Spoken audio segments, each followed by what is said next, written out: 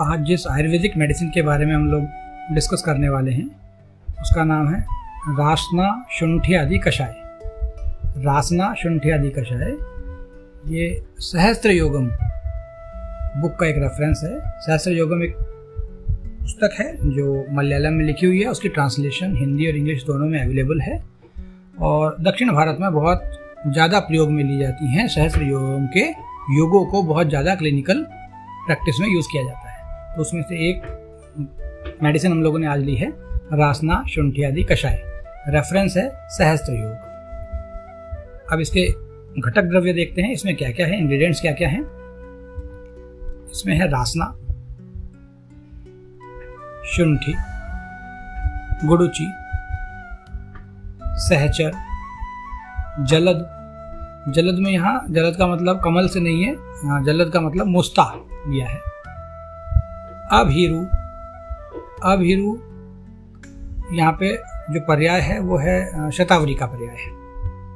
उसके बाद बोला है पथ्या, हरित की। पथ्या मीन्स हरित की। शतहवे, शतहवा लिया जाना है। शतहवा से हम जो मीनिंग है वो सौंफ से नहीं है। शतहवा एक अलग प्लांट है और सौंफ एक अलग है। उत्तर भारत में शतहवा की जगह सौंफ को प्रयोग किया जाता है। एग्जैक्टली शतहवा ही चाहिए। तिक्ता यानी पटोल, सॉरी तिक्ता मीन्स कुटकी, कुटकी लिया जानी है तिक्ता में। कचूर, कचूर के नाम से अवेलेबल होता है। वासा, तिल रिपु, तिल रिपु का मतलब होता है एरेंड, रेसिनस कम्युनिस।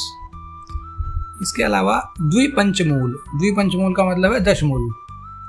अग्निमंत, शोनाक, पाटला, गंभारी, बिल, सालपर्णी, प्रश्नपर्णी, बृहति, कंटकारी और गोक्षर, ये सभी इसके घटक द्रव्य हैं। अब इसको पाठ के तरीके से 8 गुण जल लेकर और 1/4 घटाया जाना है और उसके बाद उसका प्रयोग किया जाना है। अब इसकी फलश्रुति देखते हैं, आचार्य ने क्या बोला है, ये किन किन रोगों में लाभदायक है। रासना शुंठ्यादि कषाय रासना होने की वजह से सामान्य समझ है कि किसी भी वात व्याधि में दी जा सकती है। नो डाउट किसी भी वात व्याधि में दी जा सकती है, मना नहीं है, लेकिन विशेषकर किन कंडीशन में दी जानी है जहाँ पे ये बहुत ज़्यादा बेनिफिशियल है, उसके लिए आचार्य ने बोला है। पहला शब्द ही बोलते हैं आचार्य, मन्या स्तंभ। Cervical spondylitis, cervical radiculopathy, Manya स्तंभ। आंत्र वृद्धि, ये एक स्पेसिफिक इंडिकेशन है आंत्र वृद्धि के लिए। रासना शुंठ्यादि कषाय, मन्या स्तंभ, आंत्र वृद्धि। ज्वर पिटका, ज्वर और ज्वर से होने वाली जो पिटका है उसमें।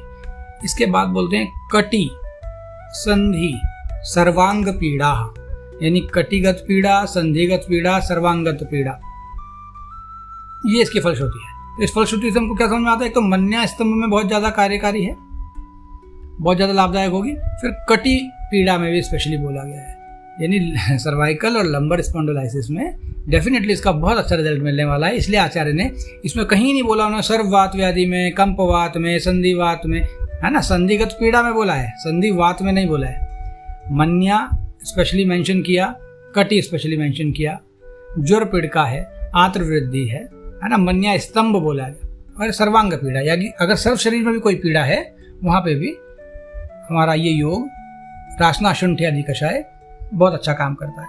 ये मार्केट में अवेलेबल है, रासना शुंठ्यादि कषाय प्रिपेयर्ड फॉर्म में अवेलेबल है, लिक्विड फॉर्म में, और रासना शुंठ्यादि कषाय के घन टैबलेट भी अवेलेबल है।